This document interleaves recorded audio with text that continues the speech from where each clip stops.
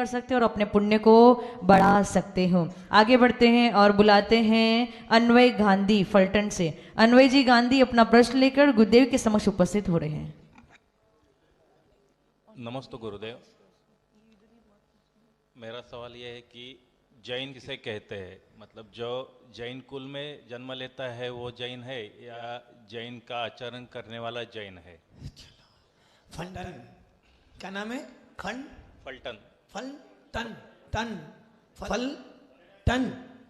और ये फंटन वो फंटन है जिसको महाराष्ट्र की दूसरी काशी कहा जाता है। यदि कहीं जैन विद्यमान बनते हैं तो उसे कहते हैं फंटन। और ये वो फंटन है जिसके अंदर आचार्य शांति सागर जी महाराज का चातुर्मास हुआ है।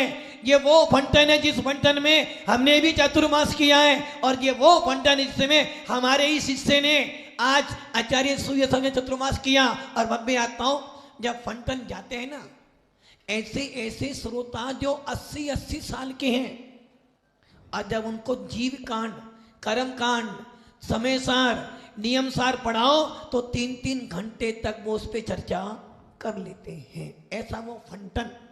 वहां से ये भैया पधारे हैं और उन्हें पूछा, महाराज जी जैन कौन, जाति से या कर्म वाला? ये ध्यान रखना, जैन, जब पहली बात तो जैन शासन जो है वो जाति को नहीं मानता है।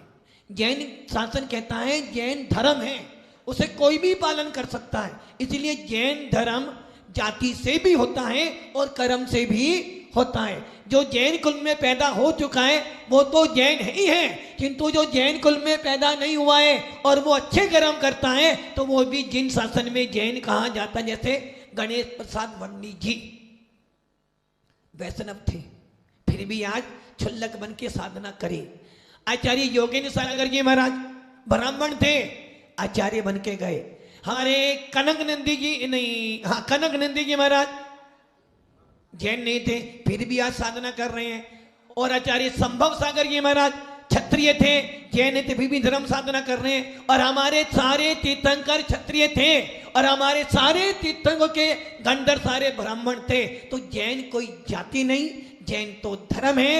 और जैन धर्म तो जो पाले सो उसका है। किंतु जो व्यक्ति जैन कुल में पैदा हो जाता है वो जैन धर्म तो पालन करता है, साथ में वो मुनि राजों को हारदान देने की पात्रता, मुनि राज की पात्रता प्राप्त कर लेता है। और जो जैन कुल में पैदा नहीं हुआ है, ऊंच जाति में पैदा हुआ है, वो भी जैन महाराज बन सकता है। किंतु जैन शासन तो कोई भी, पशु भी पालन कर लेते हैं भैया। शेर के जीव ने पालन किया, लोमड़ी ने पालन किया, दिगड़ ने पालन किया, हाथी ने पालन किया, देवों ने पालन किया, यहाँ तक कि जैन शासन का पालन तो नारकी भी कर लेते हैं। इसलिए भैया जैन शासन भेदभाव नहीं करता है, वो कहता है जो पाले सो जैन। इसी से आगे एक सवाल है मेरा कि बहुत से दोस्त पालते तो है लेकिन उनके घर में अपन खाना खा, मतलब ये कर सकते हैं क्या? बहुत बार क्या होता है कि खुल के बोलो, खुलकर नहीं, खुलकर बोलो। ये तो खुला मंच है, और सीधा लाइव जा रहा है। अपन बहुत से दोस्त होते हैं कि ये नॉनवेज वगैरह नहीं खाते हैं, तो अपन उनके घर खाना खा सकते हैं क्या? देखो, जिन व्यक्तियों को छूने से तुम्हें नहाना ना पड़ता हो, मेरी बात समझ आ रही है? ब्राह्मण, वैश्य और क्षत्रिय, इन 3 वर्णों के यहाँ तुम खाना पीना खा सकते हो, यदि वो शाकाहारी हैं। और यदि एक बचते हैं जो थोड़े से नीची क्वांटिटी में आते हैं, जिनको छूने से नहाना पड़ता है, उनके तो पानी पीना नहीं। किंतु जिनको छूने से नहाना नहीं पड़ता है उनके यहाँ तुम भोजन पानी कर सकते हो, यदि वो आचरणवान हो तो।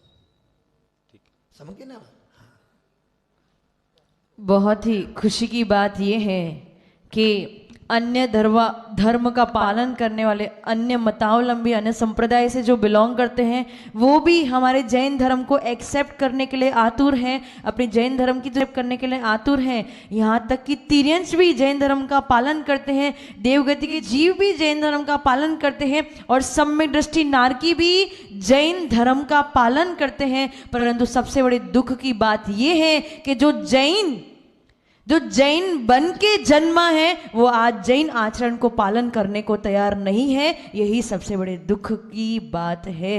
इसलिए यदि आप जैन धर्म में जन्मे हो तो इसका महत्व समझो, इसका मूल्य समझो और जैन धर्म के आचरण को पालन करना प्रारंभ कर दो। लिस्ट तो बहुत लंबी है, लेकिन कुछ लोग ऐसे हैं जो ऑनलाइन गुरुदेव के समाधान प्राप्त करने के लिए इंतजार कर रहे हैं और उसके लिए उमंग भैया जी वो प्रश्न लेकर गुरुदेव के समक्ष उपस्थित होंगे और यदि समय शेष बचा तो आगे लोगों को बुलाया जाएगा।